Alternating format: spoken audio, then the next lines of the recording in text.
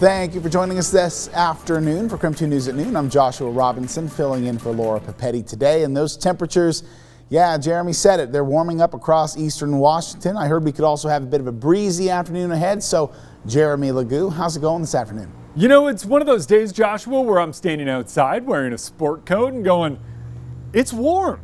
I know the thermometer says 42 degrees, but it feels like a very warm 42 degrees. As temperatures continue to rise. Really the only way we can get warm temperatures this time of year, temperatures like this at noon, up above where our high temperatures should be this time of year, is when you have a southerly wind, when you start the day with a little bit of cloud cover, and that's exactly what we saw early on this morning. Now those clouds kind of stick around with our southerly wind persisting. That's going to bump our temperatures up continually right on through the afternoon. Expect to be up in the 50s later on today, but don't expect it to last long. By tomorrow, we've got a round of showers moving in, and some of that could fall as snowflakes, but I'm still not too worried about that as we get into the day on Thursday. Temperatures climb later on this afternoon. We're shooting for the 50s. We don't stick around there long. And the clouds stick around all day, and we might catch a stray shower, but once again, Joshua, the takeaway here is that it's going to be slightly breezy, and it's going to be very warm. Looking forward to it, Jeremy. We'll check in back with you in just a few minutes for that full forecast as well. Thank you very much. And today, of course, is the 5-year mark since the devastating November 17th, 2015 windstorm. In a matter of 9 hours that day, we had more than a year of cleanup work to do. We were left with millions of dollars worth of damage. You can see here some of the footage from that shot 5 years ago. It was in the morning that we first warned you at home to prepare for a potentially deadly storm. We knew the storm was on the way, and we warned that it was expected to be one for the record books, but still, the complete devastation following the storm is something that those of us who lived through it will remember. Gusts hit up to 75 miles per hour. That's the equivalent of nearly a Category 1 hurricane. It actually set the record for strongest non-thunderstorm winds in our region. Now, at its peak, more than 180,000 Avista customers were left in the dark. For many, it would be a week of sub-freezing temperatures before power was restored. Typically, support for Avista would enlist help from Idaho and Montana. But since the storm caused damage across the entire region, for the first time, Avista had to call in resources from California. It took almost the entire year for Avista to make permanent repairs on its infrastructure. And the final cost, $25 million. And that's a sound that was heard a lot over the next few days and weeks. A significant amount of damage coming from trees that fell on power lines, homes, and across roadways. Driving became difficult with debris lying across normally busy roads. There were 800 downed trees in Spokane alone and damage to homes throughout the entire region. The next day, Governor Jay Inslee declared a state of emergency for our area. Spokane County Emergency Management estimates the cleanup costs to be in the ballpark of $9.5 million, but FEMA later did help cover the cost. Across state line in North Idaho, banks of Lake Coeur d'Alene took a beating as well. The wind destroyed docks near Hope on the east side of Lake Pend Oreille. It sunk boats near the 11th Street Marina and damaged several more at the Silver Beach Marina as well. Strong winds also knocked out power at the Bonner County Dispatch Center, and a backup power generator failed. For a brief time, nobody could call 911. But today, we are also catching up with one North Idaho man who was injured during that storm. Jordan Simon was driving when a massive tree fell on his car, paralyzing him from the waist down. 5 years later, he's living life to the fullest. Dana McNichol has more. Do you remember anything from that day back in 2015?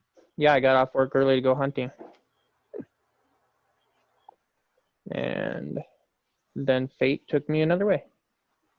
The course of his life may have changed with the windstorm, but his passion for his hobbies and ability to still live life for the fullest has not. Jordan Simon is still hunting, fishing, and camping, doing things he loved before the accidents. Was there a point where you never thought that you'd be able to continue doing the things that you love? Nope. No, I bought my new truck when I couldn't move my left arm. I believed it was going to happen one way or the other. He continues to be grateful for his independence, especially after receiving this donated track chair.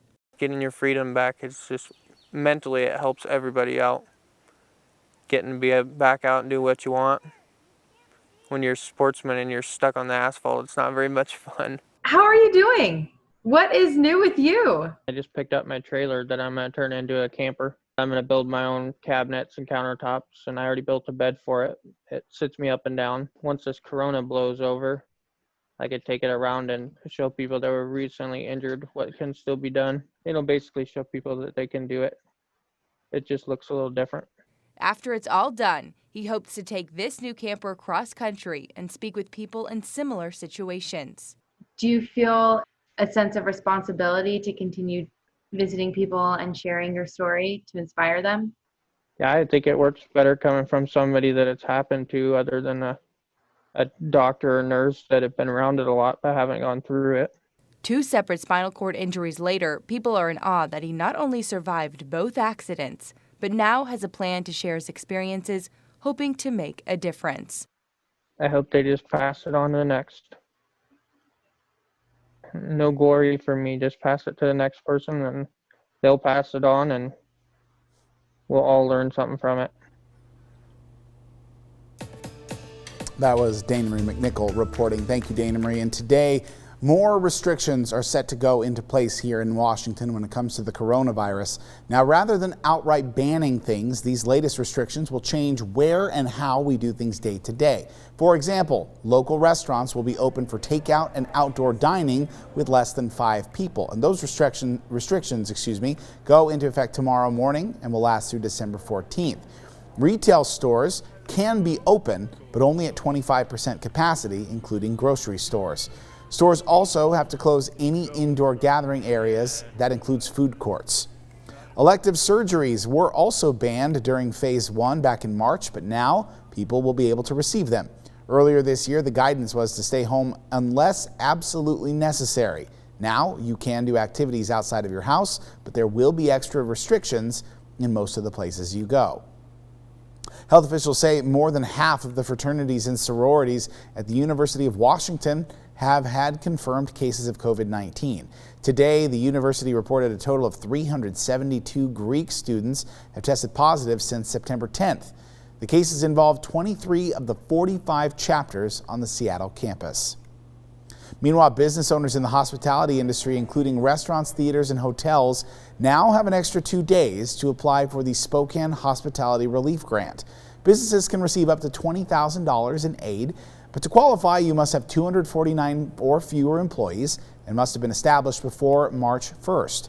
To apply, you can go to the website at the bottom of your screen. In a developing story this afternoon, Spokane police are looking for a missing 79-year-old man and his dog. Take a look at your screen right now. This is Michael Lehan. He is described as a white male at 5'10", 195 pounds, with brown eyes and gray balding hair. He should be driving a red 2003 Acura Coupe with tabs that expired in 2018. His license plate reads AFR 9748. Lehan should be traveling with his dog as well. His family says the last time they spoke with him was Saturday. Well, college basketball fans can celebrate today because COVID-19 will not be taking March Madness away from sports fans this time around. That's what NCAA leaders say as they plan to play the entire tournament in a single city, Indianapolis. We've had an opportunity to monitor other sports championships and sports leagues and things that they have done to try and have success in running their tournaments and their leagues. And we felt like getting to one geographic location gave us the best opportunity to do that for the safety and the health of the participants, the officials, and all of the workers that are putting that thing on, just to have an opportunity to get a really, really special championship and crown a really, really special champion in 2021. So this new plan means that the 68 men's college basketball teams in the postseason tournament will flock to the Indiana State Capitol in March. Tournament leaders say that they are in preliminary discussions with the city and state to find a single site for all the teams, but Indianapolis has been a host site in the tournament before. This season, in fact, they were scheduled to host the Final Four from April 3rd through April 5th. And originally, the NCAA planned to host a single elimination tournament in 13 different cities before that point for early round games. but the challenges to maintain safe environments were too great.